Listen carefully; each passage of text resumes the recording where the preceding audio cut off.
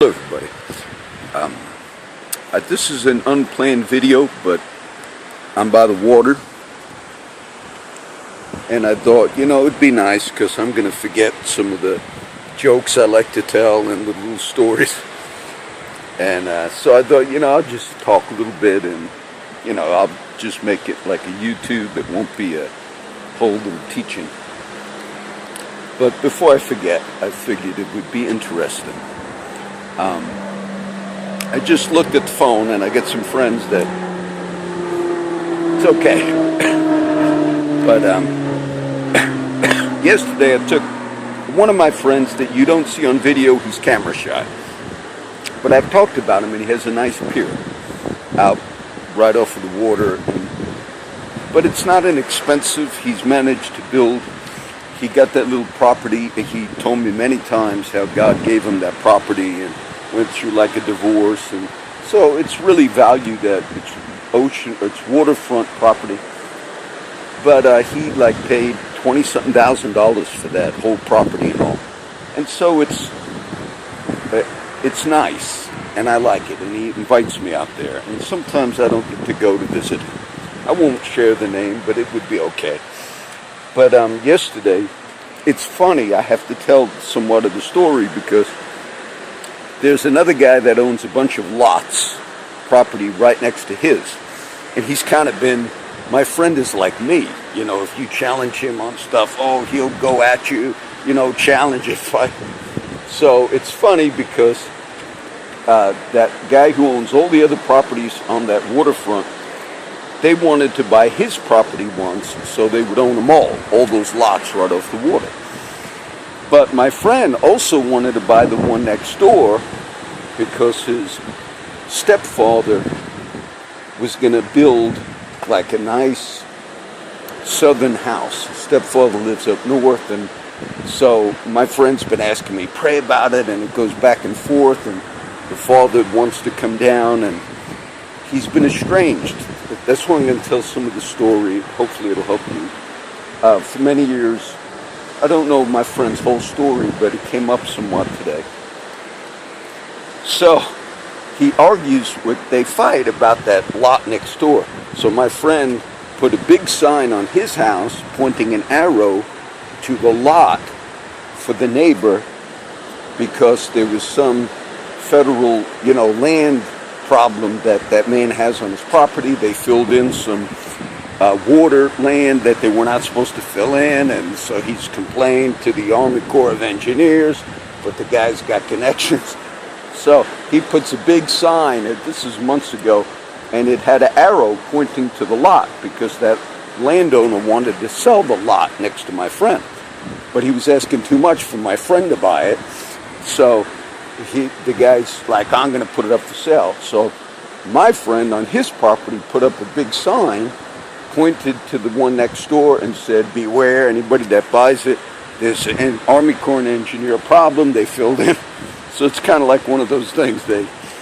So then we used to walk to my friend's property by crossing a little bit in the grass of that man's property. And that man never put a fence up because there's just open area. Well, the guy finally put a fence up, so my friend couldn't drive to his. So my friend's got a vehicle, but the brakes are kind of going out. So yesterday he asked me, he knows I give people rides, he said, can you take me, John, to the lawyer? Maybe you can take me this afternoon. I said, sure, I'll take you. I'll meet you at your house real quick. And then, sure enough, that guy put up a big sign. Look, it probably cost a minimum of $500. It's a painted sign like you would have for a restaurant and it's done well. It's not like a little cheap sign. And my friend said, look at the sign he put up, John. So I looked at it and I was laughing. It's a big sign painted like any business, and it says, opening soon.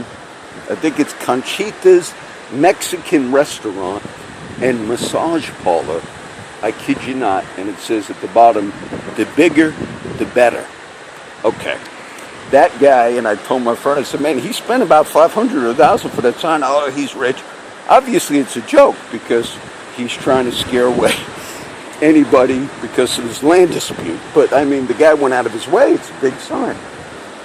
Now my friend told me, this is my friend who lives right where the chief lives. And this ain't a bad thing about the police chief. But my friend told me, I guess the chief finally moved back to that street, the police chief. He said, the police chief saw it. He's friends with my friend. And he was upset. He was like, he's going to open up a massage parlor. And my friend said, no, it's not zoned for a massage parlor on our street. It was just so funny. So when I took my friend, after that, I took him to the lawyer. And so I walked around.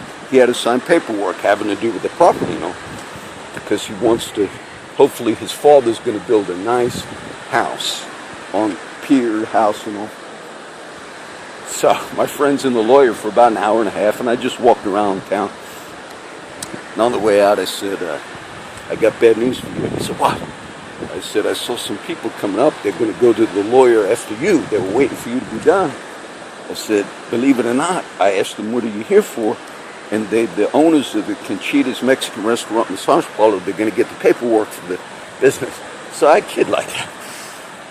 Well, today I saw my friend, and I just thought, and he's been trying to convince his stepfather to come and build that little summer home, when it's cold up north, because my friend also would like to have it on the property because it's going to be a nice house. It's going to have a garage, and he'll have access to it. He could use the garage, for his vehicles. And, sometimes when you kid, prophecy sometimes is, people don't know it when they prophesy. And this particular friend, I've known him for a while, and he shared some interesting stories with me. But we were just up at the little Mission Timmins, and he always wants to talk to me of something, because the city has now got a $2,000 fine on him for high grass, for high weeds. And that's a first offense. But he went down, he's going to challenge it. They said, well, we'll let you pay $200 for court costs. And he says, no, I want a jury trial. He's like me. And he's going to cut all the grass. He's going to cut difference. He's going to represent himself in the jury trial. Or the lawyer he's seen yesterday. He's going to question the guy who gave him the ticket for code enforcement. Look, I think that's serious, because they do that. There's people that have had homes repossessed in our city for high grass. Business friendly. So he's going to challenge it. But today he was telling me the latest. And, my dad's going to back out maybe and building the house and all. And I said, and I've known him this situation for a while. I said, well, just call your stepdad and tell him, Dad, I said, I really wanted you to build this house, and now I'm kidding, my friend. I said, tell your father, Dad, I really wanted you to build this house, because throughout my whole life, Dad, I've been rejected, and I felt like I was rejected. And by you not building the house, Dad, it makes me think that you don't love me, or I'm rejected. And my friend sat down, and he started relating a whole story of his life to me. And he was crying there, right in front of Timmins. I didn't ask him. I said that as a joke. And he told me, John, when I was younger, I wasn't in a lot of trouble, but I was like regular kids. But he said, when I was young, I think he was 6, and they had a stepfather and a mother. The real father did not raise the kids. It was a divorce, and his mother was married to someone, and that was the stepdad. And he said, but he was not the real son of him, that man, but he never knew it. That man let him use the last name, and the man and wife also had legitimate children, I think a sister. But he didn't know that that was not his real father. They didn't tell him because he was young.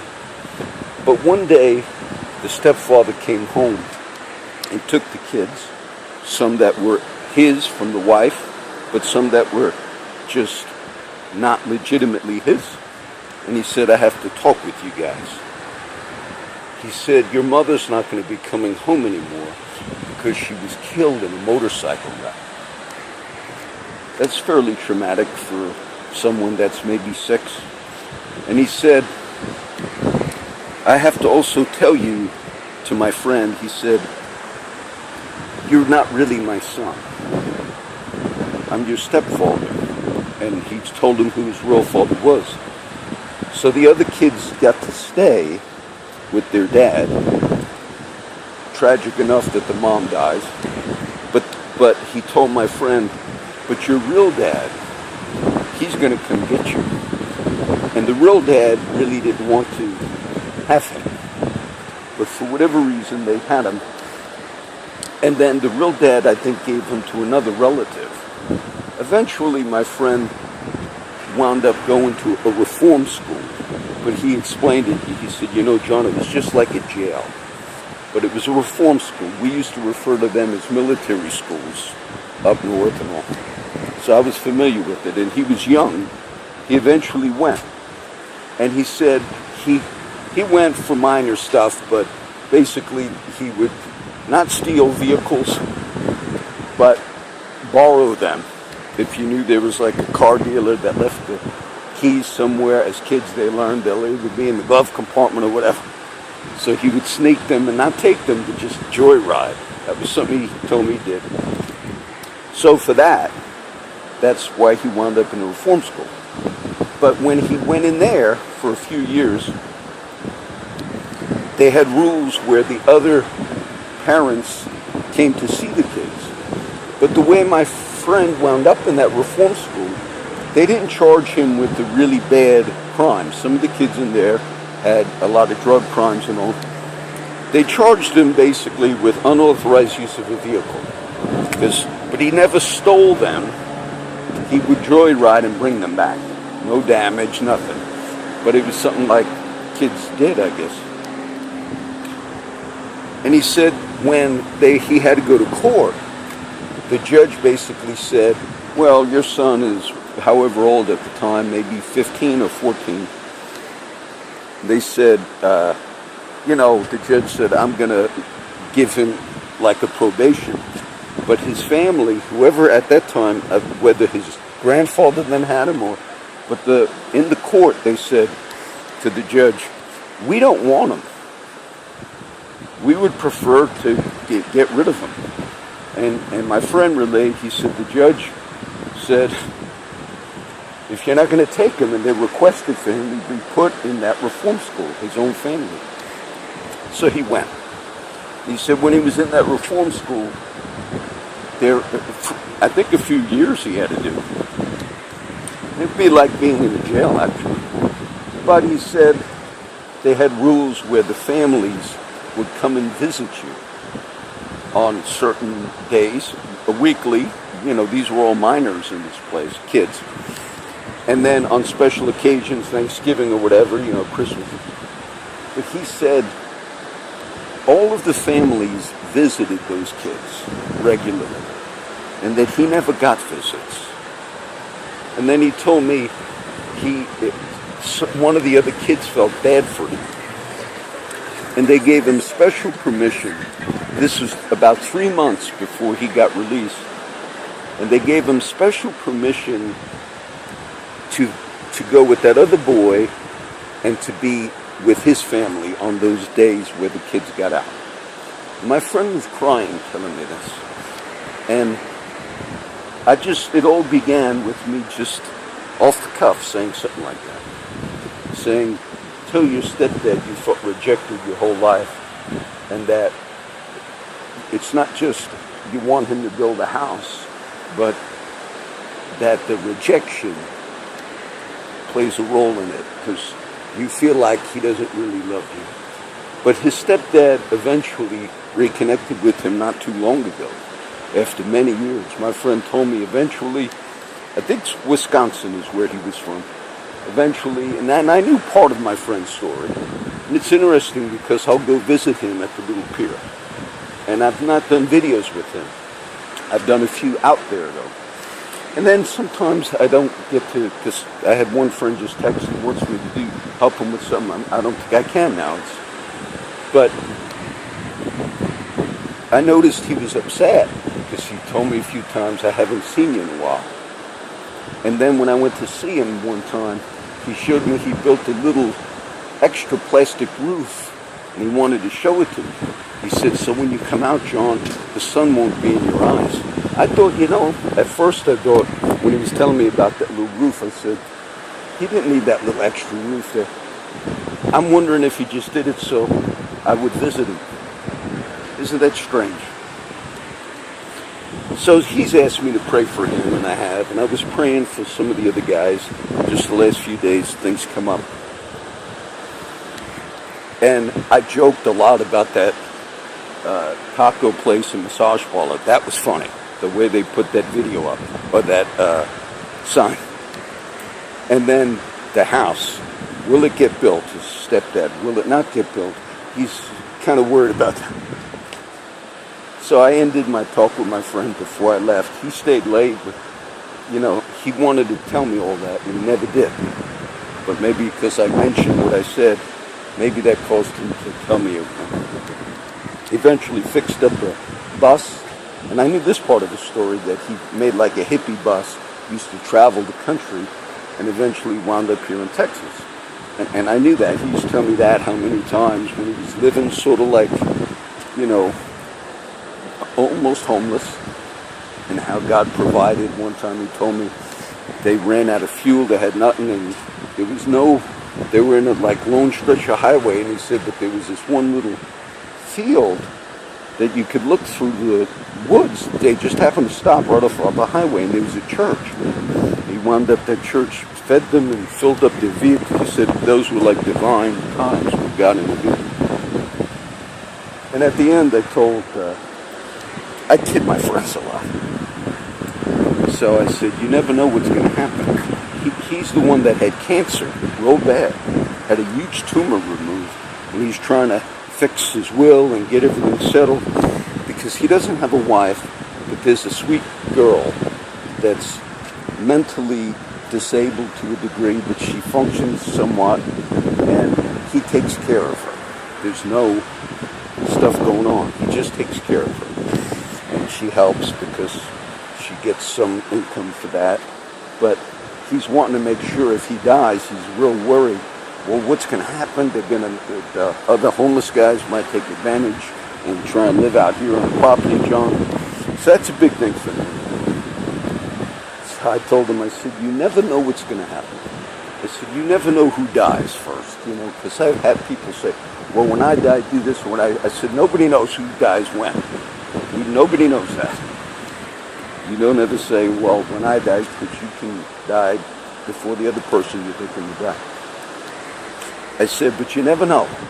Watch me go up north to New Jersey or New York area and maybe spend 10 years and just kind of like be on the streets, try to, go undercover and see some of those guys, friends. You've seen a lot of my friends. You haven't seen them all of you.